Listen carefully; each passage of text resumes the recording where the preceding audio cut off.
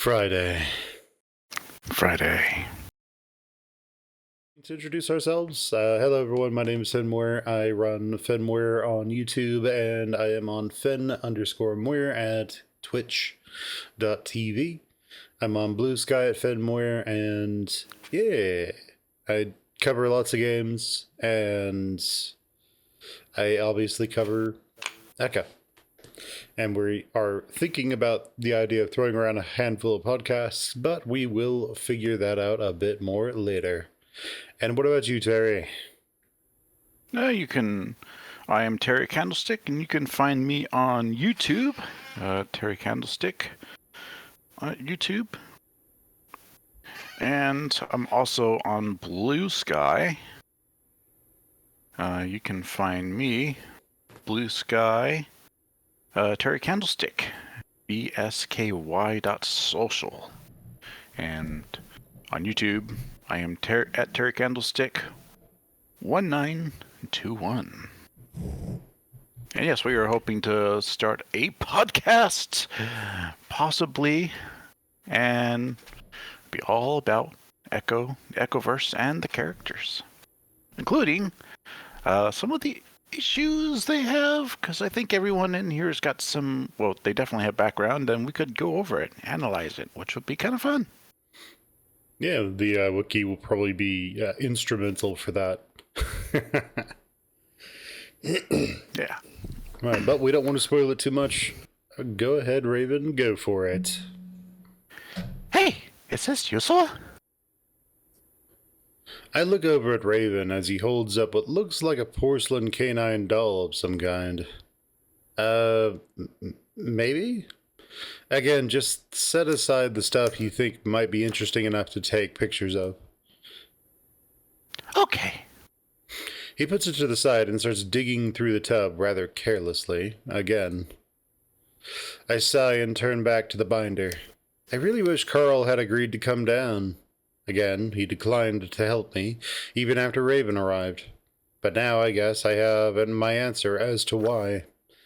More stuff is missing from the tubs, and I know it can't be anyone except Carl. The containers are turned the opposite way when I got down to the crawl space earlier this morning. On top of that, there were two more loose wrappers in the tub, along with I trace a paw up the torn edges of the missing page and John Begay in the John Begay section. The question, of course, is why would he be doing this?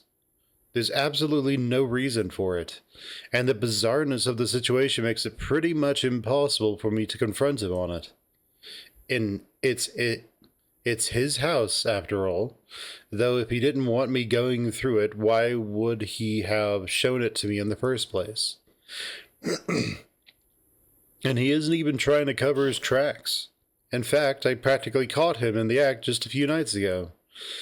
He must know now that I'm able to put that together pretty quickly. I close the binder, deciding that this will be the last time I'm going through this stuff. If Carl doesn't want me digging up info on his family's history, then I'm not going to pry any further. Hey, look at this! Raven holds up a wooden train. Bet this was probably the shit back in the day. I sigh. Probably. My phone buzzes. I take it out, my notification telling me that I have a text from Leo. Meet me at diner for lunch. Just you. For a moment I felt a pang of guilt. He told me how excited he was to hang out with me this week, yet I've spent almost all my time here with Carl. Though, from what I've gathered in texts, Leo's been spending most of his time with TJ and Jenna since the Link's apparently still feeling down. At least he had that to keep him occupied. My excuse that Carl has all the info I need from my project made my decision to spend most of my time here a little less weird.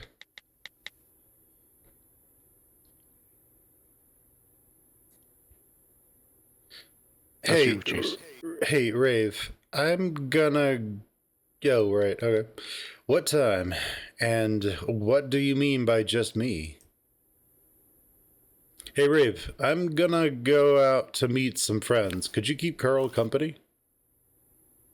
Okay, sure.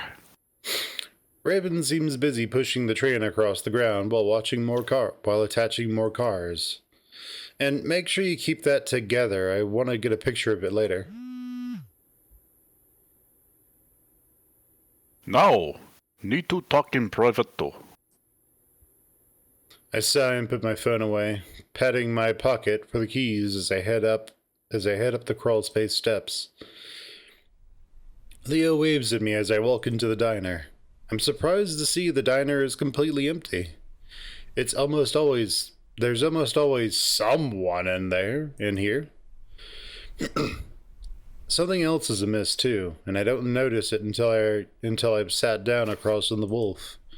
It's eerily quiet. The usual rockabilly tracks aren't playing from the jukebox.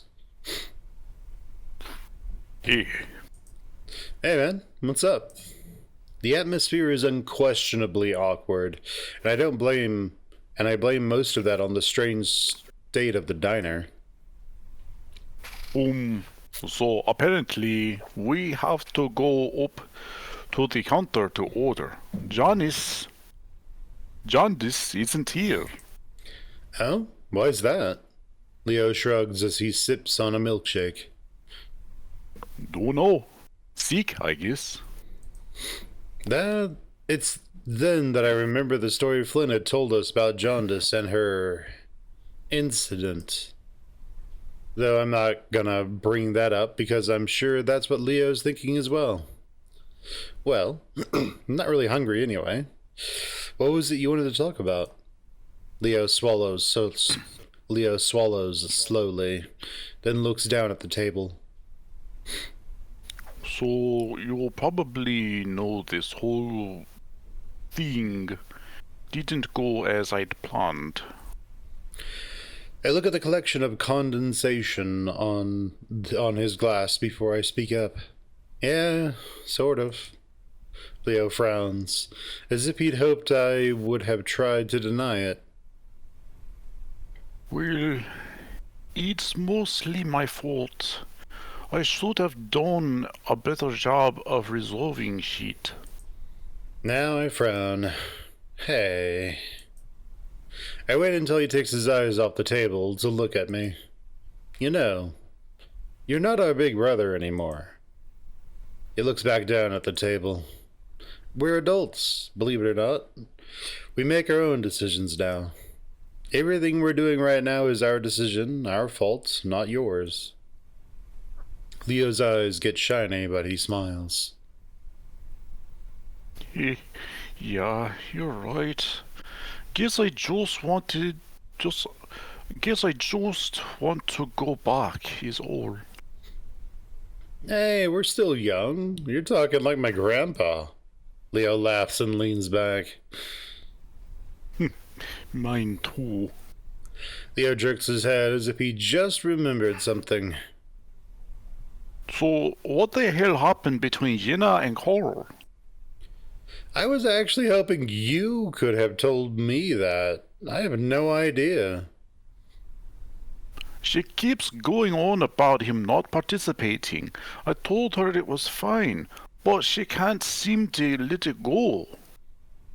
Yeah. Well, it's really weighing on Carl, I think. Leo swigs his milkshake, foregoing the straw. He wipes away the cream from his muzzle as he brings it back down onto the table with some resolve. Well, I'm not letting it end like this. Let what end like this? Our group. You realize this might be the last time we're all together? That sentence immediately forms a lump in my throat. Yeah. So I'm not gonna let it end like this. Flynn pissed at TJ, Jenna pissed at Carl, you and me. He lets that hang, and when I don't say anything, he coughs. So, I planned something. What? His hesitant tone is making me nervous. He looks at me, he looks me in the eye and squares his shoulders. We're going to the lake tomorrow. Wait, no. We're going to the lake tomorrow. He lets that sink in as I turn his words over in my head. I had suspected that this is what he was getting at. I consider my words for a moment, not wanting to say the wrong thing. I don't know if that's... Leo puts up a paw. I've thought this over real hard, Chase. That day, what happened to Sydney, it fucked us up, all up. Changed us all. Not for the better, either. It took something from us. Leo pauses, looking to the side as if searching for words. Flynn, Sydney lost his best friend. And Coral has been depressed ever since. I feel the need to speak up. I don't know if you can pin all of that on what happened. Maybe we would have turned out the same. He presses on. DJ, he saw Sydney die. Saw him drown. How can you imagine? Can you imagine that at 8 years old? And Jenna, has she ever been happy since? I shake my head. I always felt like that experience helped her in a weird way. She decided to go to school, leave Echo. He doesn't seem to be listening to me. And you, I love you. But you did change the day it happened. You're practically a different person. I don't have anything to say to that. And me, His voice catches in his throat, and I close my eyes. Leo. I was supposed to be watching all of you. I was supposed to take care of. Leo stops talking, and I keep my eyes on the table while he grabs one of the brown napkins and wipes his eyes. When he speaks again, his voice is thick and cracks with emotion. His parents never said it, but they trusted me with Sydney, and I think they blamed me. No, Leo. He falls silent. For a moment, we both sit there and share our feelings of being weighed down by 11 years of baggage. A good 5 minutes goes by, Leo staring out the window. The afternoon sun turns his normally red fur almost orange. We can't do this anymore. And this might be our last chance to find some kind of closure. I take a deep breath, swallowing past the lump. Okay. He looks up at me, relief all over his face. So, you'll go? I smile reassuringly at him. Of course. Have you told anyone else? He lowers his ears. No. Oh, God. Are you going to tell them? I don't know. Leo. He does his signature shrug, paws out. I really don't know how else to get them to go. Then there's no way this is gonna be Then there's no way this isn't going to be a disaster. Hey, we got to try. I guess. So, can you bring Carl with you? I think for a moment. Oh shit, Carl has an interview. What time? 10, I think? we'll plan around it. Text me the actual time, okay? Anyway, I invited you out here to talk about more than shitty stuff.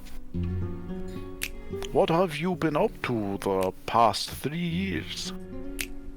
And so we talk for the next 2 hours, catching up on everything. It feels good, and I regret not spending more time with Leo this past week. As we part in the small parking lot, Leo surprises me with a hug. I have a good feeling about this.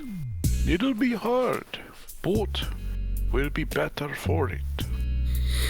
I hug back, hoping with all my heart that he's right.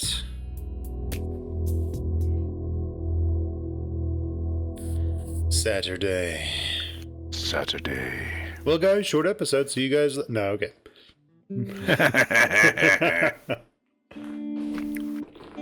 Go for it, Carl. Dudes, I don't know about this. My dad wasn't really Carl. Let me do it again.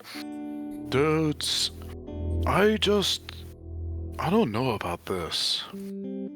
I peek into the bathroom, watching as Carl stares at himself in the mirror, running his fingers through his hair. You look great! Raven stands back, grinning with a trimmer in his paws, looking Carl up and down. Tell him, Chess. Carl looks at me, and I have to agree that he looks quite a bit better. You look fantastic. A lot cleaner. Thanks. He was a dirty boy. You finally discovered soap! Whoa. Yay! He discovered goat shampoo. The goat shampoo. It's a cheering kids from the Five Nights at Freddy's franchise. Now, take a shower! Before Carl can say anything, Raven shoves the mall bag into Carl's chest before slamming the door in his face.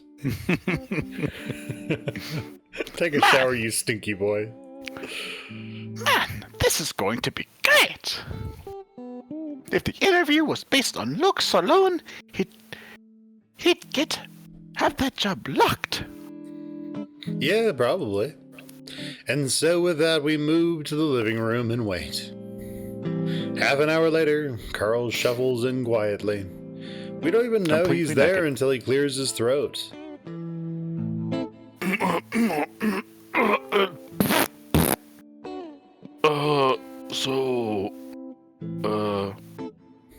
How does it look? He looks My boy good. looks cleaner, look at that. Yeah, I know. He looks good, but I'm more concerned with the fact that he looks more insecure than I've ever seen him. He shifts from hoof to hoof, not making eye contact at all, his fingers pulling at the rolled up sleeves.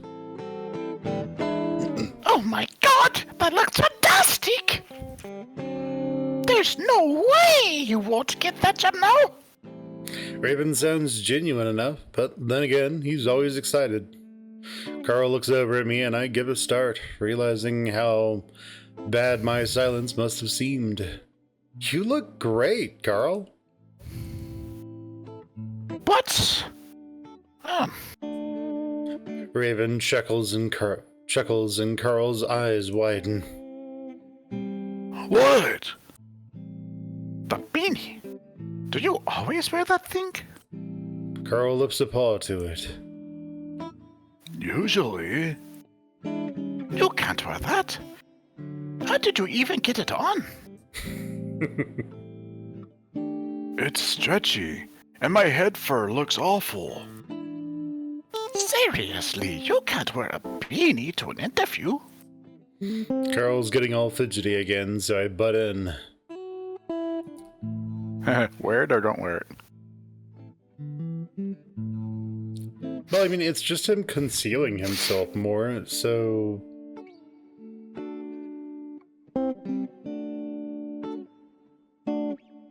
He's already uncomfortable as hell. Should we just go full on into, dude, just change your identity? Or should we just be like, If you really need to wear it. I mean, it's just a hat. It's not that big of a deal. Is it probably the most unprofessional hat that there is? You know, aside from like something ridiculous. I mean, no, Like a wizard hat? Not necessarily. Not a toque. I mean, it's not that bad. But So I mean, you'd say he could decide that.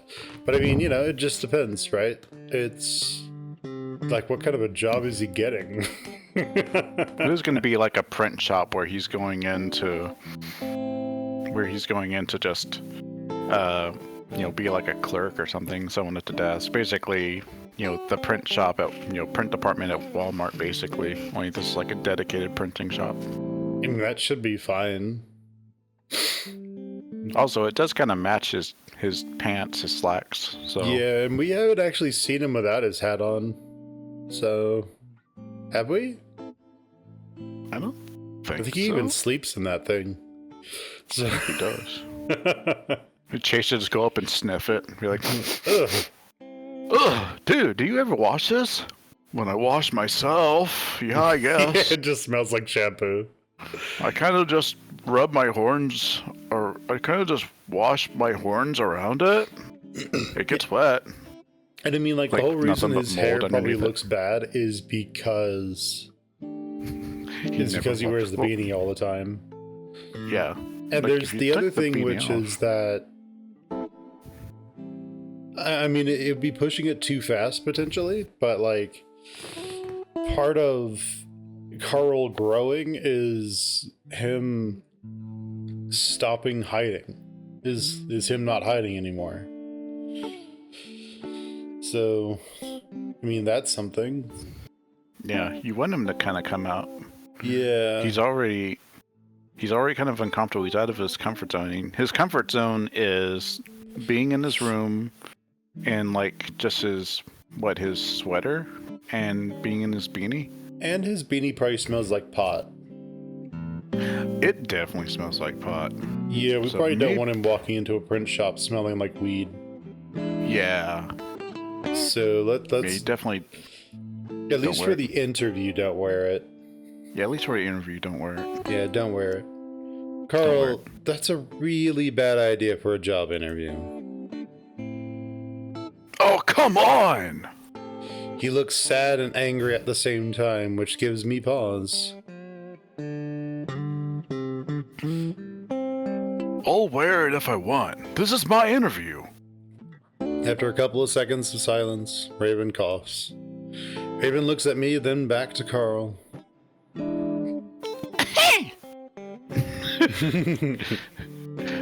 Well, all right. Carl sighs and shifts around again. We watch him expectantly. Dudes, this feels weird, is all. It's new. You'll get used to it. I pull out my phone and look at the time. Alright, we really need to head out. We should get there early. As we head to the door, Raven makes as if to follow us. I kick myself for forgetting to talk to him earlier. I turn around and face him as Carl heads out the door. Hey, Raven?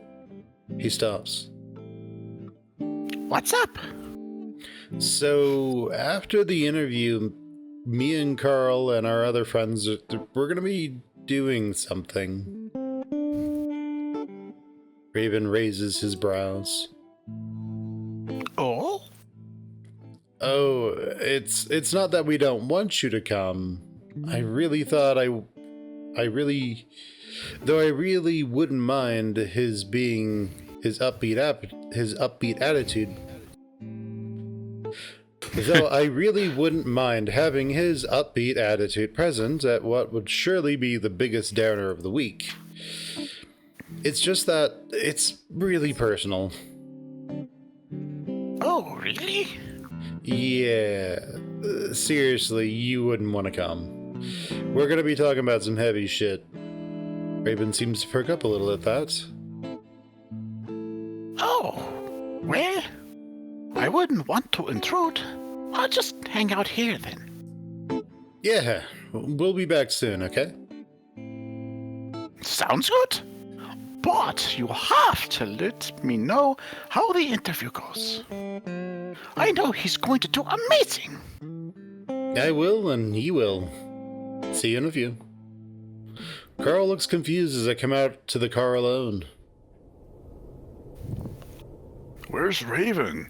You're not going to just leave him at my house unattended. He's going to crap on the floor. Yeah, don't worry. It's okay, Carl. We put down enough newspapers. It should be fine.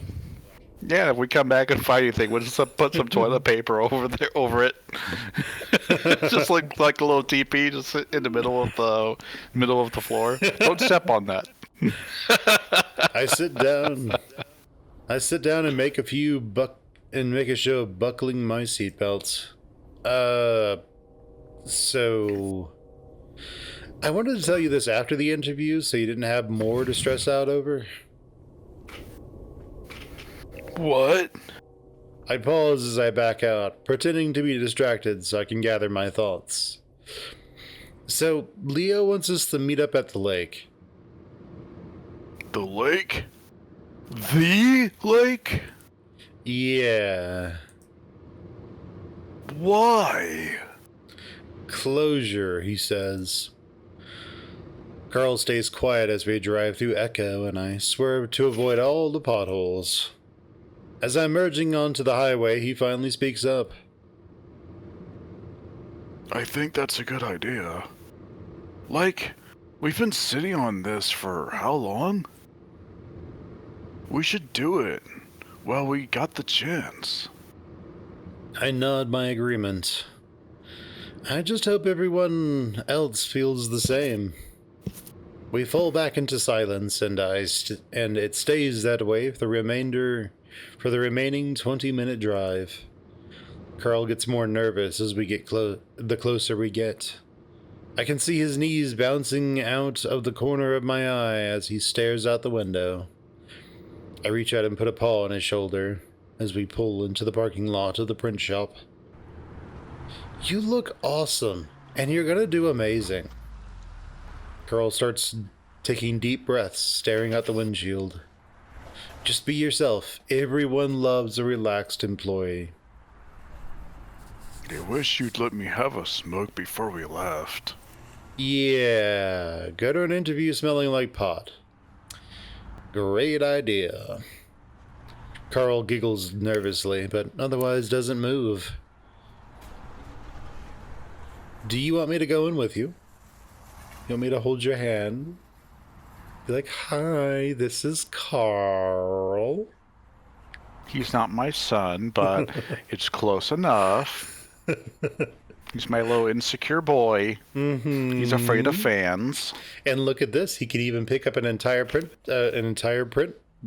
press by himself. He knows his way around computers. He can pick up an entire engine block and walk around with it. Look at those muscles.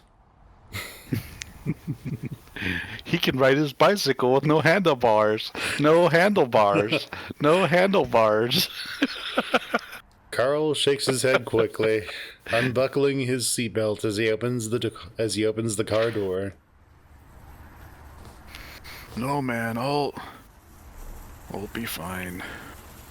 Okay, cool. I'll be waiting. I grin at him as he shuts the door and ambles up to the print shop. He pushes on the doors and, when they don't move, he pushes harder, shaking the glass.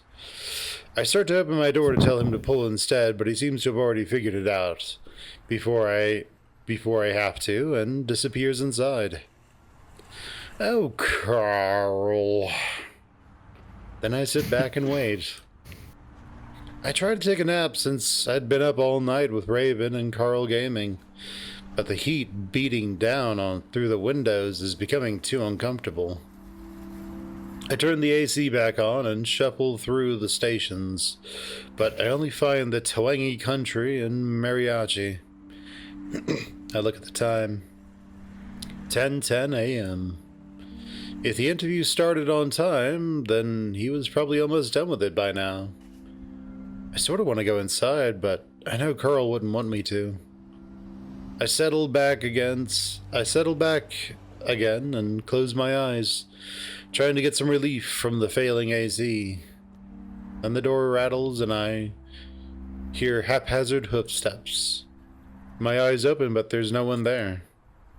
I do catch some movements disappearing around the side of the store, and I lean around to get a better look. I wait, but Carl, at least I think it was Carl, doesn't come back from around the corner. Looking around, I slowly open my door. Carl? Nothing. Carl! I yell it, but he still doesn't come out. Feeling some dread build up in my stomach, I get out of the car and slowly walk around to the side of the building. It's an alley between the print shop and what I think is a laundromat. Nothing is in the alley except for a few dumpsters and clumps of garbage. I step carefully around puddles covered in oil slick and wonder if maybe he just really wanted to smoke. Carl? Something shifts on the other side of one of the dumpsters, and I hear sniffling. Wordlessly, I walk around the dumpster to the other side. Carl is bent over, his back to me, paws on his knees. His whole body is shaking and his breaths are ragged. Holy shit, Carl? I'm at his side instantly, rubbing his back. What happened? Are you alright? The stench of vomit hits my nose, and I don't need to look closely to know that the puddle between Carl's hooves are. Carl makes sure to turn his face away from me, not saying a word. Shit. I dash back to the car and open the passenger door so I can get to the glove box. I pull a few napkins out before hurrying back to the Ram. He takes them from me wordlessly and starts wiping his face. The last time I'd seen Carl like this was just last year. When he'd had his panic attack at school. I didn't think he'd have that problem now, after all the therapy and time away. I try to rub his back comfortingly, in a clockwise motion like my mom would do for me. He's at least not hyperventilating. He has his horns pressed up against the wall, taking deep breaths as he wipes his face again. Why do I suck at everything? He says it quietly, between gasps, but I can make it out. No, Carl, you're fine. Let's just get you home. I start to pull on his arm, but he yanks it from me violently. Don't touch me! I'm stunned into silence. I just stare at him, mouth open. He glances at me and his eyes are red and, for once, it's not because of weed. Carl starts off towards the car on his own, spitting off to the side as he does. Carl, what happened? He whirls on me. I fucked. I fucked him right in the mouth. Yeah, baby. I fucked up, obviously. Any more fucking questions? His voice breaks apart on the last sentence, and he turns away from me as his face starts to screw up. My stomach feels hollow as I watch Carl get into my car. Never, ever seen him like this. He immediately hunches forward, paws on his head in his paws. I slowly walk up to the driver's side door, feeling like crying myself.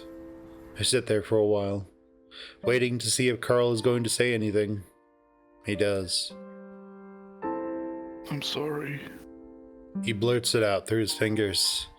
I look over at him, scared to say anything in case I say the wrong thing. It was a disaster, man. He takes a deep breath. He takes a deep, shuddering breath. You could tell I wasn't into it right away. I was awkward as fuck. He leans back and tugs at his shirt. This shit isn't me. He knew it, and he got me nervous. I've been nervous ever since I got my clothes, ever since I got the stupid trim. At that moment, it feels as if I'd been punched in the stomach. I'm just now remembering the conversation we had on Wednesday. I closed my eyes for a moment, not wanting to believe I had become exactly what he said I wasn't, what he liked me for not being. I sit there in silence for a long time until Carl finally looks at me and smiles. God damn it. We both knew this was gonna happen, didn't we? I don't know, man. It fucked me very much for taking it out on you. It's sort of my fault. Nope, I'm the one that screwed up the interview. Carl settles back in his seat. Now with that fuck up out of the way, on to the next one. I forced a smile. You sure you still want to go? Hell no. But I don't think we have much of a choice. I sigh, looking out at the hazy horizon, in the direction of where I know Echo is. Can't wait. So with that, I turn on the ignition and pull out of the parking lot, leaving the print shop and its alley far, far behind us. Leo, TJ, Flynn, and Jenna are all gathered around the picnic table. It's set out neatly on concrete in front of the rocky shore of the lake.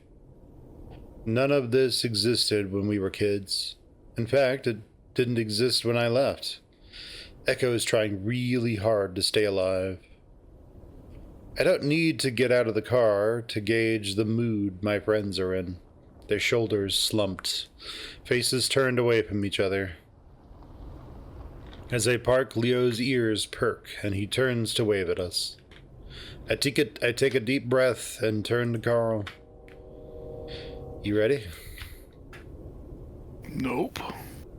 Nevertheless, he opens his door and steps out, and I do the same. The sun beats down on us, but being this close to the lake cools things down a bit.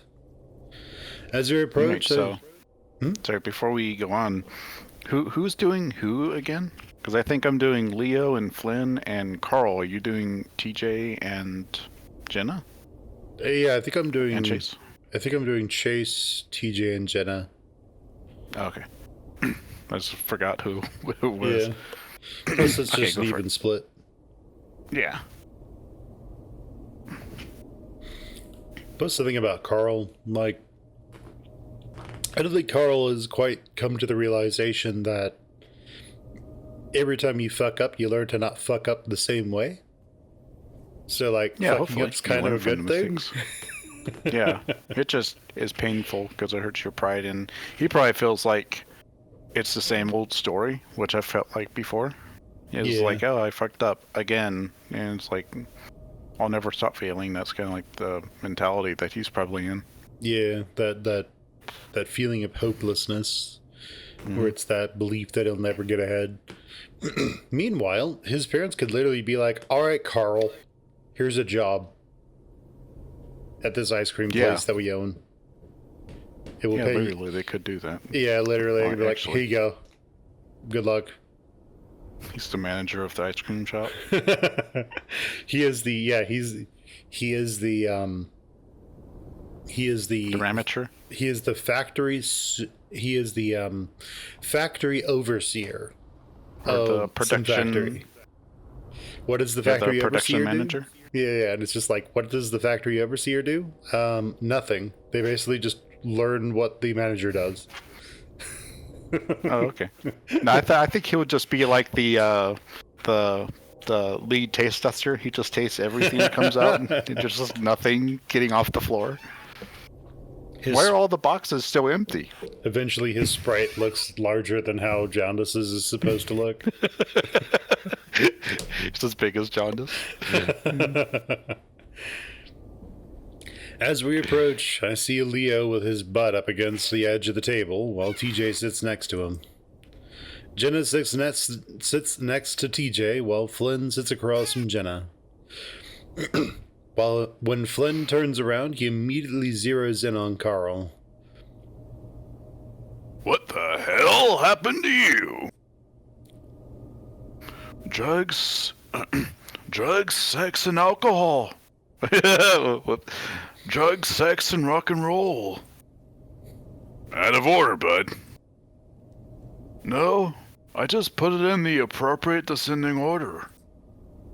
Flynn rolls his eyes, then looks at me. Hey, fuckboy. Maybe you can talk some fucking sense into this idiot. Leo's ears are flat, but he doesn't look at Flynn. Glad you guys could make it. Sure. Carl sits down next to Flynn, and I sit on Carl's other side, across from TJ.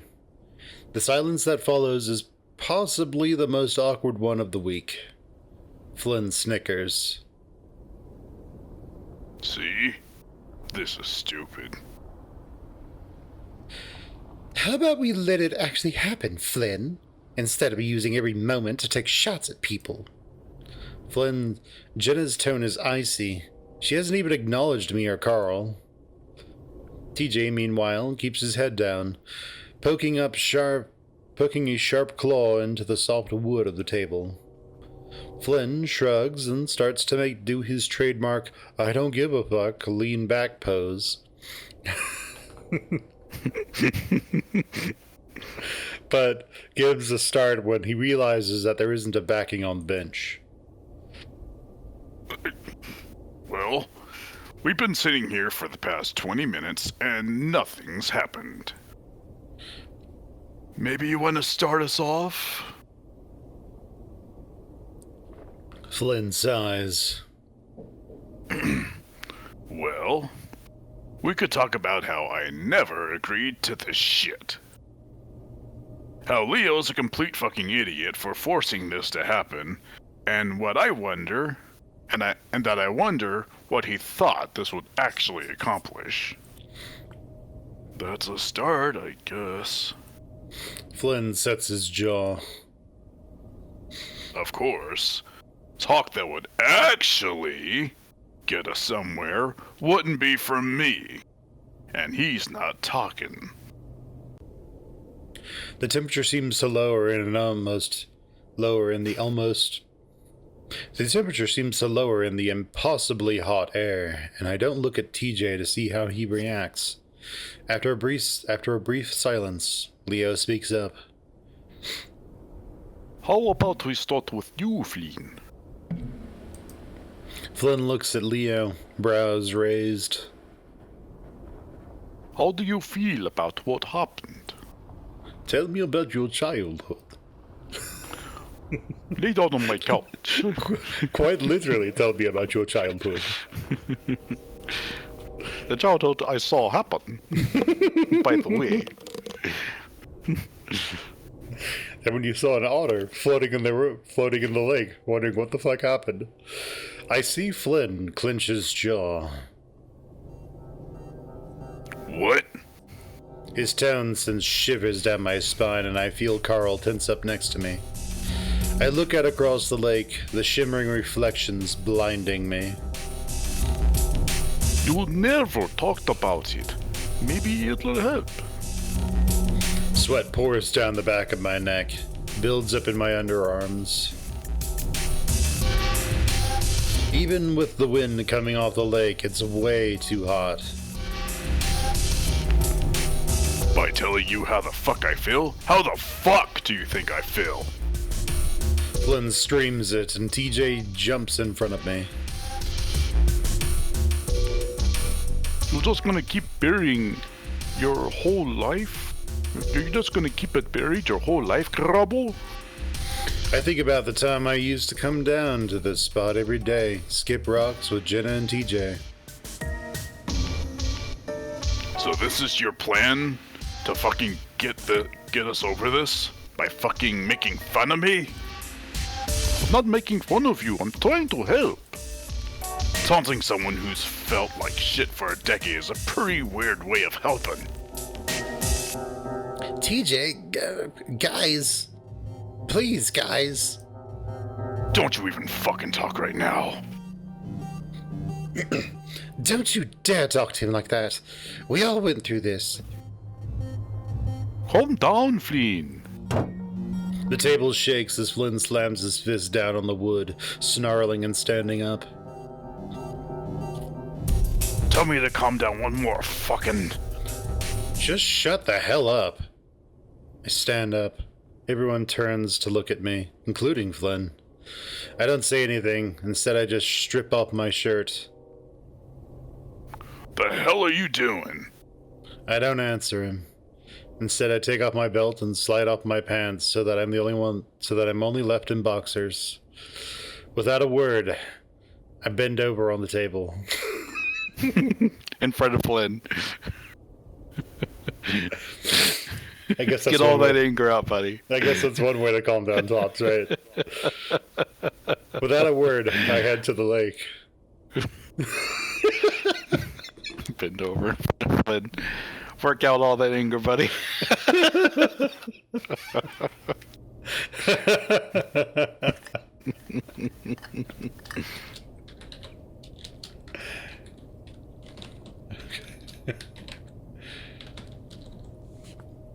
It's about 100 yards from the table to the lake, and while most of the way there is sand, a good stretch of it is pointy rocks. I make my way carefully over this section, remembering the numerous cuts I'd gotten at as a kid. I don't look back until I'm right at the water's edge, and when I do, I see Leo following me, in the process of taking his own shirt off. The rest of them are still sitting at the table, but I don't care because this is really just for me. I step into the water and sigh at how cool it is before I wade out further.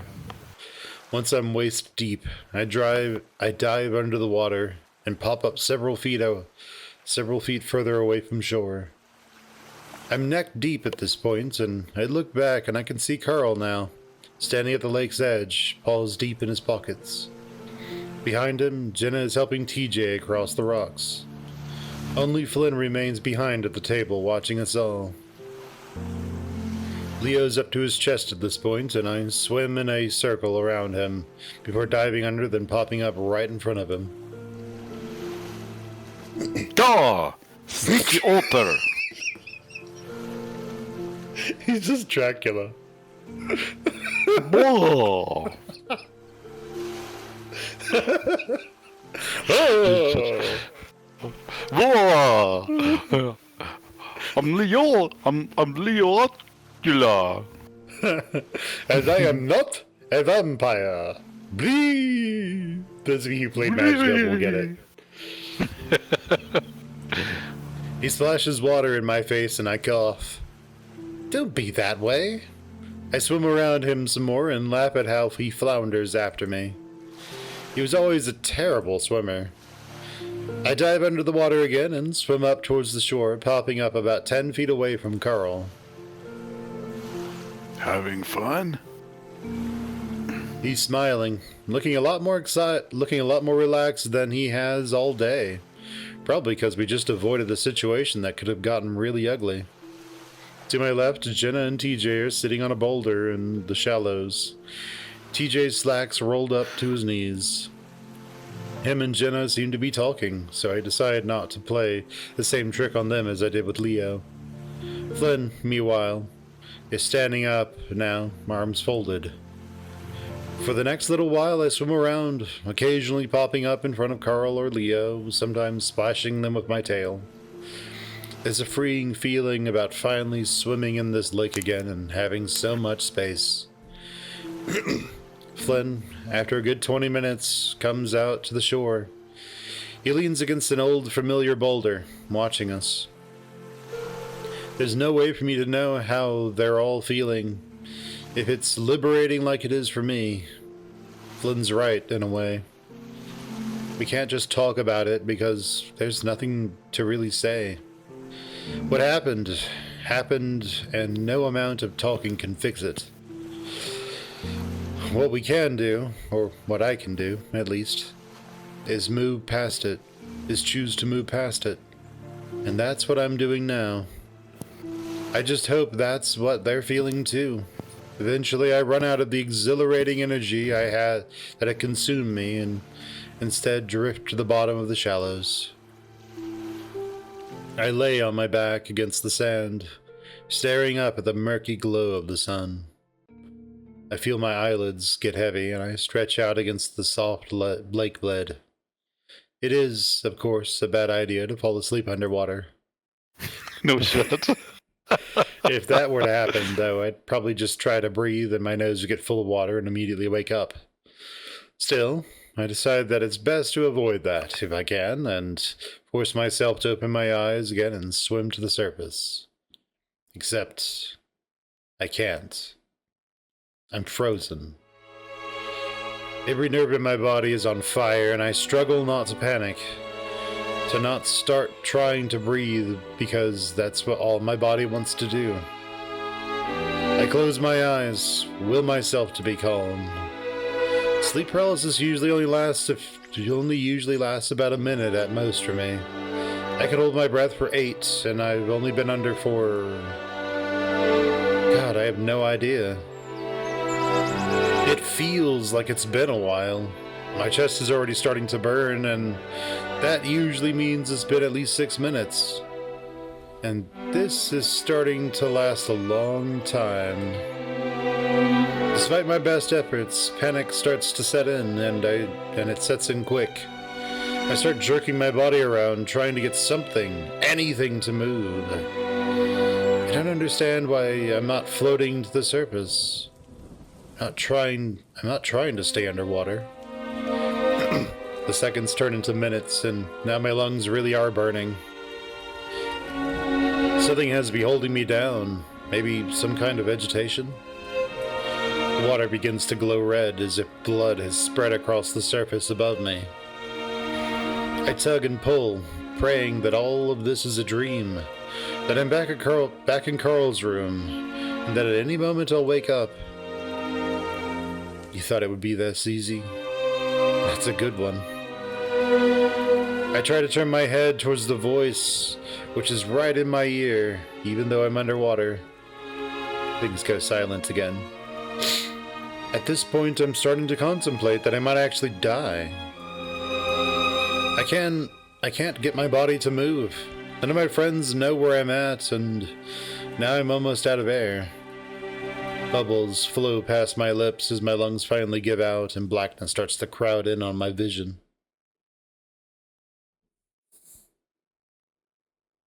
Nope. That was Echo, everyone. Graveyard. Yeah, graveyard. The afterlife. You just see Beetlejuice. Mm-hmm. Hey, I didn't know you could come over here. How are the furries over here in the afterlife? Go for it, TJ. He's waking up. My eyes open slowly, painfully, and I'm face to face with a ram, his muzzle wet from tears. Oh my God, he is! Give him room! I feel some rough paws supporting my back, turning me on my side. Can you breathe, Chess? Now this is how you know it's serious, because he's calling him Chase instead of Chula. Yeah. Leo's voice is ragged next to my ear. Yeah. No, I'm fine. I sit up quickly and a wave of dizziness threatens to topple me over again. I feel movement behind me and out of my field of vision. No! I can't believe this! I can't fucking believe this! Flynn's voice is torn and ragged. I barely recognize it. Calm down, Flynn. No! We're forced to come here, and then this shit happens. Guys, I need to go. DJ, Flynn, get over here. I feel Leo's support leave me. Carl is still crouched down in front of me, though. Oh my god, dude! What happened? Carl's gasping like he's the one that was just underwater. I don't know. Carl rubs my back as I rest my head in his paws. Vaguely, I can hear more yelling behind me, and Carl looks up too. No, don't! Leo, help! Despite my aching head, I turn around and see Flynn chasing TJ. Grab him and throw him down into the rocks. Flynn doesn't get any further though, because Leo tackles him with such force that they fly a good 5 feet before smashing down into the rocks and sand. Leo wraps an arm around Flynn's neck and yanks up hard. Jesus! Carl stands up and starts gasping again. I try to, but I fall back down on my ass. Carl reaches down and helps me up. Shit, you're not okay. Carl steadies me, but I'm distracted with trying to see what's happening. Leo's leaning down with his muzzle right up against Flynn's head, yelling at him. Meanwhile, Jenna's crouched over TJ. Carl starts breathing heavily again, his wheezing picking up speed. I look over at him, and his eyes are glazed as if he's watching everything from afar. Oh, he's disassociating. Carl, what's wrong? I don't want him to have another panic attack. I know I should probably stay and try to help, but I feel so fucked up right now. Besides, I don't think it will help if Carl has a breakdown. I grab his arm. Let's get out of here, Carl. He looks at the scene a while longer, then turns away. Without another word, we make our way back to the car. I get in, barely noticing that I'm drenching the seat. Looking through the windshield, I see that my friends are still in the same position that we left them, except Jenna. She watches us as we pull out and keeps watching us until we're out of sight. Carl stays in his glazed state as we make the short drive back to his house. I can't give him much of my attention, though. I'm more preoccupied with the fact that something terrible just happened. Not only to me, but the entire group. Maybe this is a dream. Everything feels so surreal right now, like I'm watching all of this happen from 100 miles away. He's disassociating now, too. Yeah, while driving. Yeah, while driving. That's probably not good at all. I dissociate right into a cliff. Mm-hmm. I don't know. I look over at Carl, but his expression is still glassy. He looks exactly how I'm feeling. What's wrong, Carl? I don't know. You don't. I'm cut off as a large coyote suddenly runs out into the street. But she's a good distance down the road so there's no danger of me hitting her. I watch as she tears out into the sagebrush, zigzagging, arms flailing out in all directions. Carl and I both watch her as she passes, silent. Something's happening in this town, to all of us. Once we get in the house, Carl heads straight for the stairs. Carl! You guys back? How'd it go? Raven's voice calls from upstairs. Ray, something's wrong. Huh? What's wrong? I don't answer as I walk up the stairs. Carl just disappeared down. Once I get there, he's already gone. I make my way down the stairs, and it's at this point that my headache starts to make a comeback. Carl! He's not in the basement either, but I can see the yellow light coming from the crawl space. Something I don't know what, but something feels incredibly wrong right now. Buzzing fills my head, the ground feels unsteady, as if I'm walking on sand. Once I find Carl, we're both going to the hospital. I stumble down into the crawl space again. and, again, Carl's not there. I'm greeted to the familiar row of tubs, but a stack of them have been pulled away from the wall. Carl? Carl, what? I fall silent because ahead of me is a hole. About 3 feet high and 2 feet wide. What the hell? Carl? Plaster covers the tarp around it, as if the wall had been bashed violently to create the hole. Did Carl go through it? Getting on my paws and knees, I looked into it, but the darkness is inky and so black I swear I can touch it. As I crawl forward, my mind gives a violent jolt, and I feel my head back, and I arch my head back, baring teeth as my face spasms. And then I fall. And it feels like I fall forever.